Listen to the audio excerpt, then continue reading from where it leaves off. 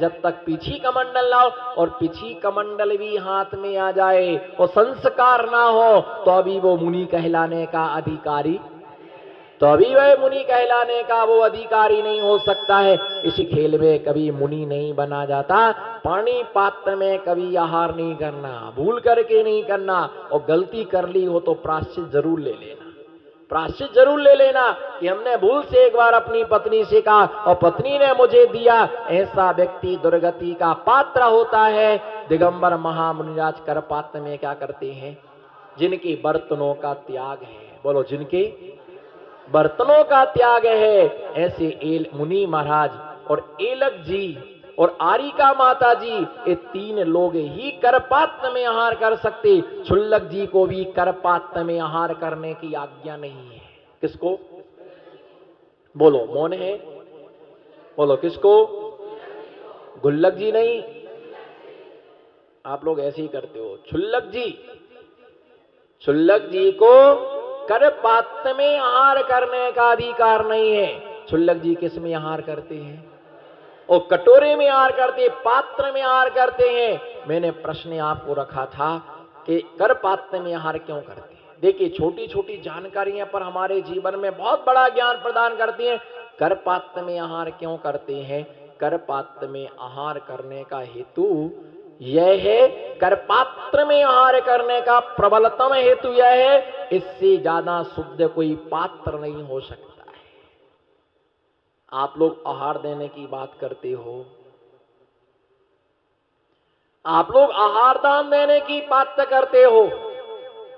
जितने तुम लोग बैठे ना, इसमें से किसी में भी आहार दान देने की पात्रता नहीं है, सिर्फ एक दो आदमी को छोड़ करके।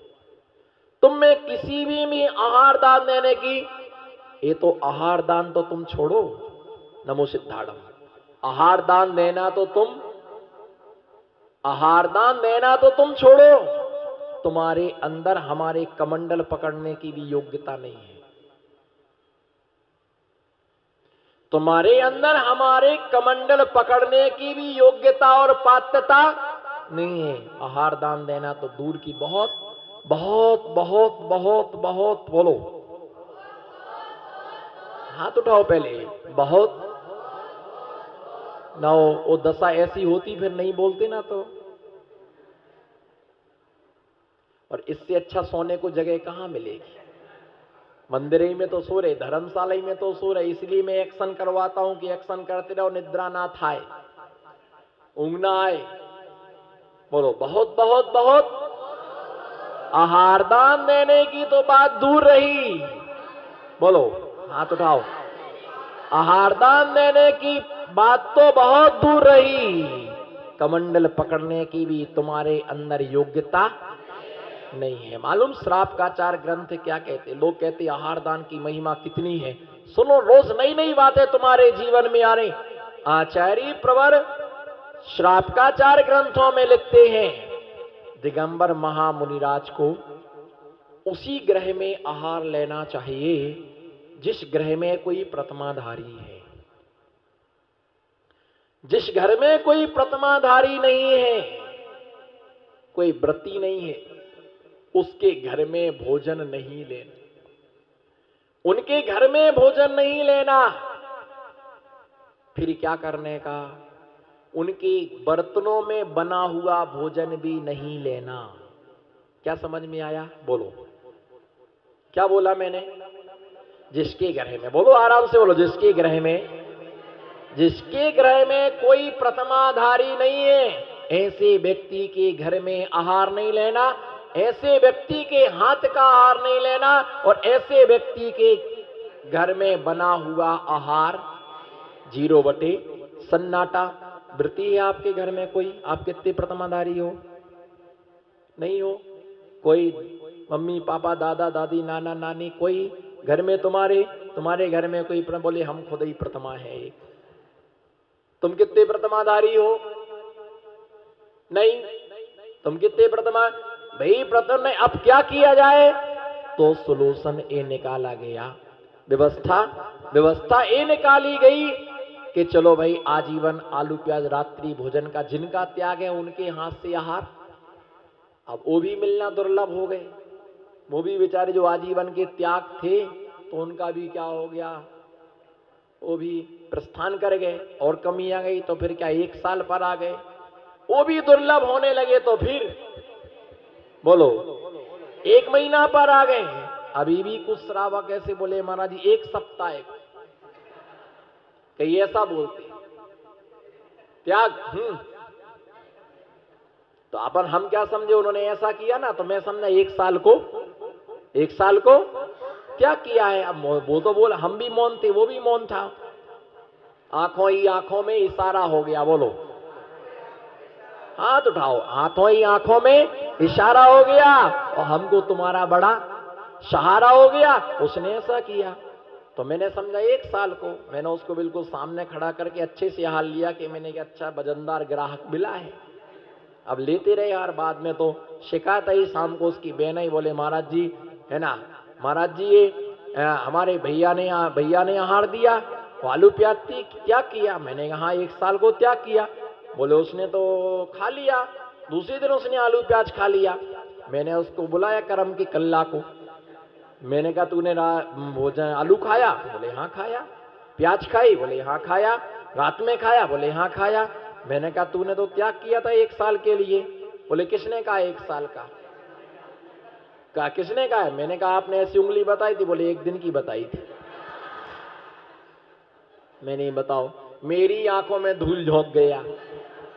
मैंने इसको मैं ही मिला दिन भर में बलि का बकरा बनाने के लिए।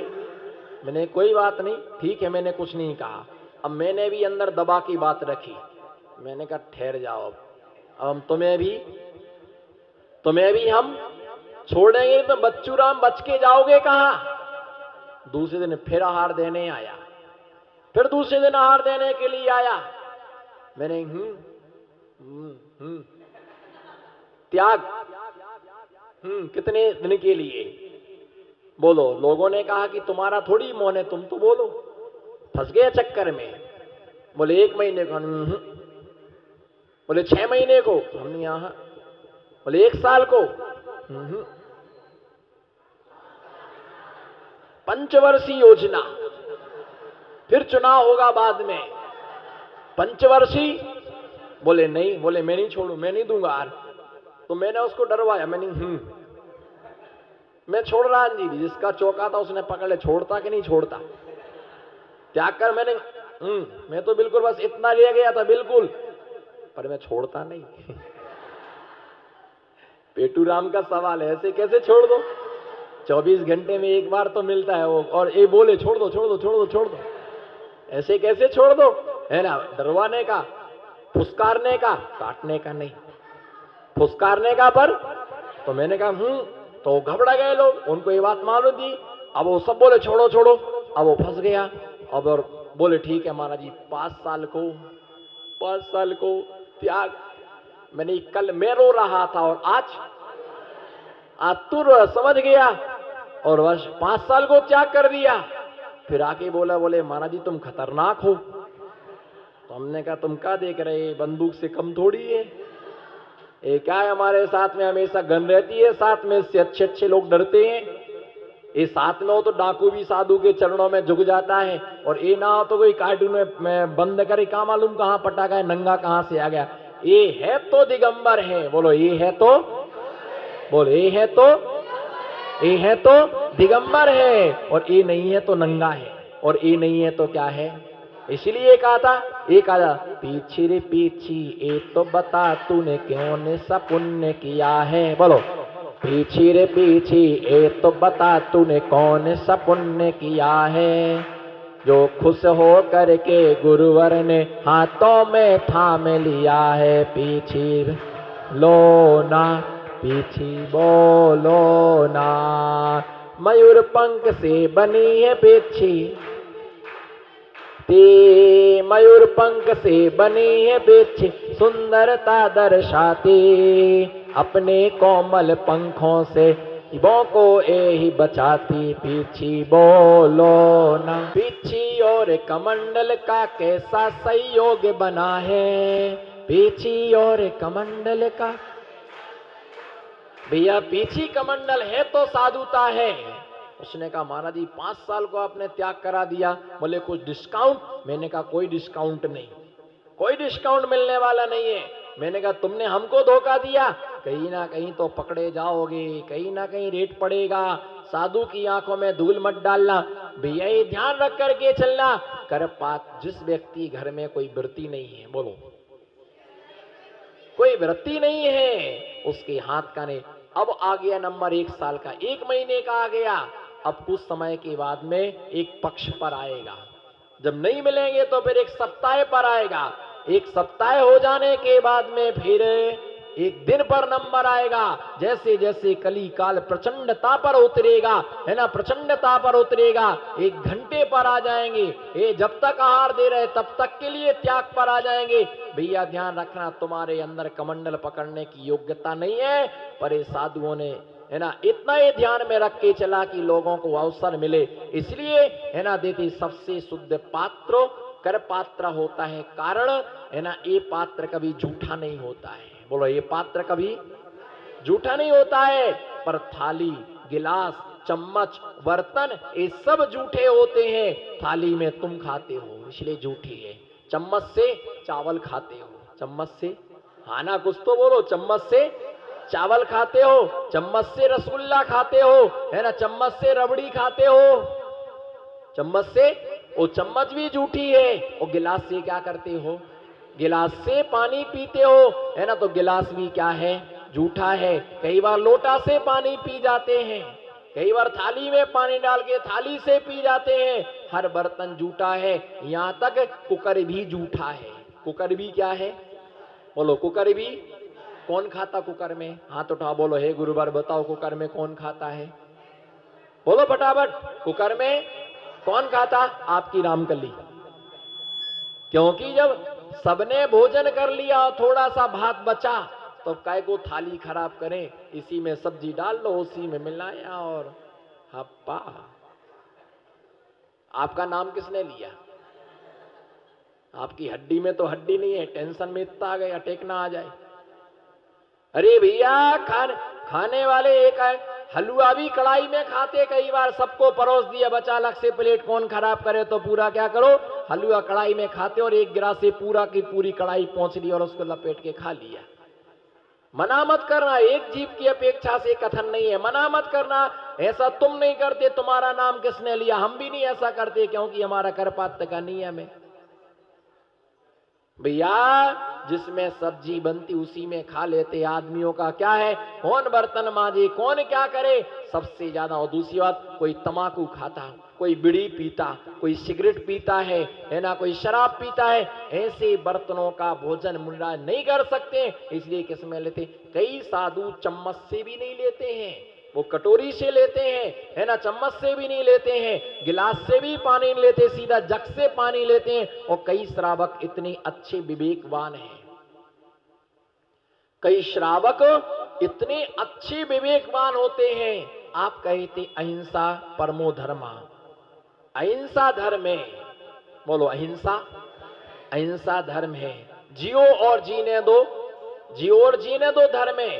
रणत्यम च धम्मम, रत्नात्य धर्म है, बत्तु स्वभावो धम्मम। लेकिन एकाचार्यों ने ऐसा भी कहा है, विवेको धर्मा, विवेको। ऐसे भी श्रावक हैं, जो श्रावक, जिन बर्तनों में श्रावक भोजन करते हैं उन बर्तनों से साधुओं को आहार नहीं देते। गिलास अलग ही होते हैं जिनसे साधुओं को देते हैं, चम्मच अलग ही होती है जिससे श्रावक। और जो कपड़े आप अंदर के जो कपड़े रोज पहनते हैं, उन कपड़े से आप अभिषेक भी नहीं कर सकते हैं और मुनिराज को आहार दान भी नहीं दे सकते हैं। वो कपड़े क्या होते हैं? अलग होते हैं, वो कपड़े अलग होते हैं। इतना रत्नात्रय की मार्ग में ध्यान रखा जाता है। 4 प्रकार के आहारों में आचार्य महाराज ने 117 नंबर के श्लोक में आचार्य समंत्रभद्र स्वामी मुनिराज ने आहार औषधियों, आहार कौन सा? बोलो कौन सा दान? आहार दान। और आहार 4 प्रकार के दान कौन कौन सी? बोलो आहार दान। कोने कोने से आवाज आए, गूंगे लोगों को सिर्फ डिस्काउंट है, बोलो आहार दान। दूसरा औषध दान, तीसरा अवय ज्ञान दान, और चौथा चौथा अभय दान होता है। बताओ चारों दान कितने लोगों ने दिए इतनी बड़ी सभा में? कोई बिरला होगा जिसने 4 दान दिए होंगे, कई तो ऐसे भी होंगे जिनने आहारी दान नहीं दिया होगा, होंगे ऐसे, या दिया होगा पहले बचपन में, अब तो कोई सुधरने की कोई चांसेस ही नहीं है। बताइए 4 प्रकार के दानों में से सबसे पहला कौन सा है? आहार दान। उसके बाद उसके बाद अभय दान होता है। आहार दान में ही चारों दान समाहित हैं। कौन से? बोलो कौन से? आहार दान में ही चारों दान समाहित है। जिसने आहार दान दे दिया, समझ जाओ उसने चारों प्रकार के आहार दान दे दिए। जो दाल रोटी सब्जी चावल आपने शुद्ध दिया है वो क्या है? आहार है। बोलो वो क्या है? आपने आम का रस जो भी दिया है, और कभी भी श्राप को ध्यान रख के चलना, आई कांटेक्ट बराबर बना करके रखो, कभी भी ये चर्चा नहीं करना अगर कोई दिगंबर मुनिराज आम का रस अधिक मात्रा में लेता है, एप्पल अधिक मात्रा में लेता है, मीठा अधिक मात्रा में लेते हैं, नमकीन लेते, चूंकि अधिक मात्रा में नहीं, जितना उनको पर लेते हैं, तो ये चर्चा मत करना महाराज जी को आम का रस बहुत अच्छा लगता है। ये मत कहना कि महाराज को ये चीज बहुत पसंद है। ऐसा कहने से भी कर्म का बहुत बड़ा बंध होता है। अगर कोई साधु आम का रस लेता है, हमारे आचार्य ने बहुत अच्छा हम लोगों को समझाया था, बहुत अच्छा समझाया था। आचार्य महाराज जयपुर में थे और आप्तमीमांसा की क्लास चल रही थी। ध्यान से सुनो, ये अनुभव है। आप्तमीमांसा की क्लास चल रही थी तो आचार्य महाराज ने अपने गुरु महाराज का संस्मरण सुनाया कि आचार्य विमल सागर जी महाराज आहार में आम का रस बहुत लेते थे, आम का रस आहार में बहुत लेते थे। तो उनका अनाज का त्याग था और दांत भी नहीं थे, तो आम का रस उनको देते थे दूध मिला करके, तो महाराज ले लेते थे अधिक मात्रा में। तो किसी महाराज ने बोल दिया उनको पसंद होगा, उनको क्या होगा? पसंद होगा, अच्छा लगता होगा। तब मालूम हमारे आचार्य ने अपने गुरु का पक्ष रखते हुए और मेरे दादा गुरु का पक्ष रखते हुए बोले नहीं, ऐसी बात उत्तम मुनिराजों के मुख से निकृष्ट शब्द नहीं निकलते, ऐसा कभी गुरुजनों के विषय में नहीं बोलते। ऐसा क्यों कह रहे हैं कि उन्हें आम का रस पसंद था? ये कहो आम का रस उनकी प्रगति के अनुकूल था। बोलो आम का रस, बोलो आम का रस उनके प्रगति के अनुकूल था। और जिसके लिए हमारी बॉडी एस्केप करती है हमें वो ही लेना चाहिए, जिसे हमारी बॉडी एस्केप नहीं करती है उसे हमें स्वीकार नहीं करना। अगर तुमने जबरदस्ती ले लिया तो तुम्हारे लिए उल्टी हो जाएगी।